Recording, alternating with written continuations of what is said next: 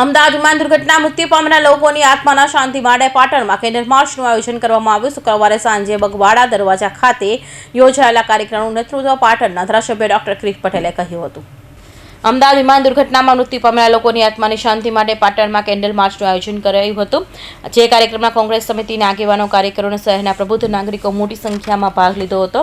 Doctor Kirit પટેલે વિમાન દુર્ઘટનાને કમનસીબે ઘટના ગણાવી હતી। તેમણે મૃતકોની આત્માની શાંતિ માટે પ્રાર્થના કરી હતી। કાર્યક્રમ દરમિયાન મૃતકોના પરિવારજનો માટે પણ પ્રાર્થના કરવામાં આવી હતી।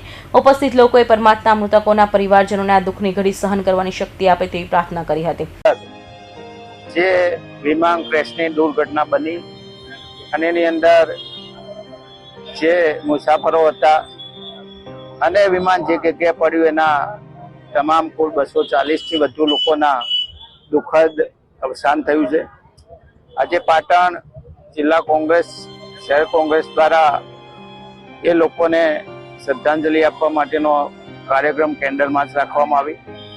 આ દુઃખદ ઘટના બની, પરિવાર ભગવાન એમના પરિવારને આ દુઃખ સહન કરવાની શક્તિ આપે।